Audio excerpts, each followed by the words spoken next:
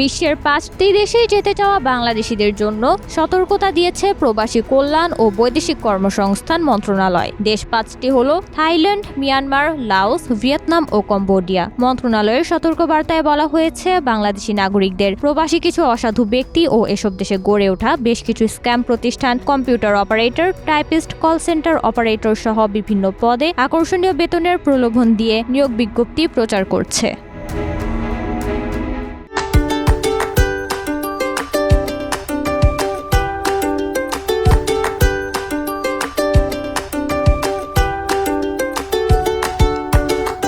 এক্ষেত্রে ভুয়া website, email সহ ফেসবুক, হোয়াটসঅ্যাপ, টেলিগ্রামের মতো সামাজিক যোগাযোগ মাধ্যমগুলোর অপব্যবহার করছে স্ক্যামাররা। এসব ক্ষেত্রে স্ক্যাম সেন্টারগুলো বিভিন্ন দেশের নাগরিকদের সঙ্গে বাংলাদেশিদেরও সুকৌশলে স্ক্যাম সেন্টারের ভেতরে নিয়ে গিয়ে অস্ত্রের মুখে জোরপূর্বক জিম্মি করে স্ক্যামের কাজে নিয়োজিত করছে।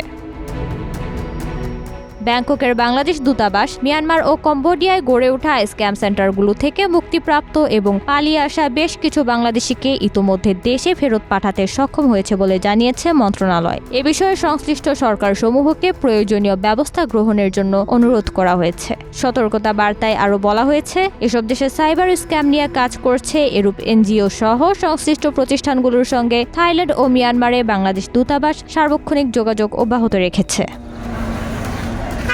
বিদেশে চাকরির উদ্দেশ্যে গমনিচ্ছু বাংলাদেশিদের এসব দেশে কম্পিউটার পরিচালনা সংক্রান্ত চাকরির প্রস্তাব পেলে অধিকতর সতর্কতা অবলম্বনের পরামর্শ দেওয়া হয়েছে। প্রয়োজনে প্রবাসী কল্যাণ ও বৈদেশিক কর্মসংস্থান মন্ত্রণালয়ের সংশ্লিষ্ট শাখা অথবা জনশক্তি কর্মসংস্থান ও প্রশিক্ষণ ব্যুরোর সংশ্লিষ্ট শাখার মাধ্যমে বিদেশে অবস্থিত বাংলাদেশ দূতাবাসসমূহের সহযোগিতায় নিয়োগকারী প্রতিষ্ঠানের বিস্তারিত তথ্য যাচাই করে নেয়ার অনুরোধ জানানো হয়েছে।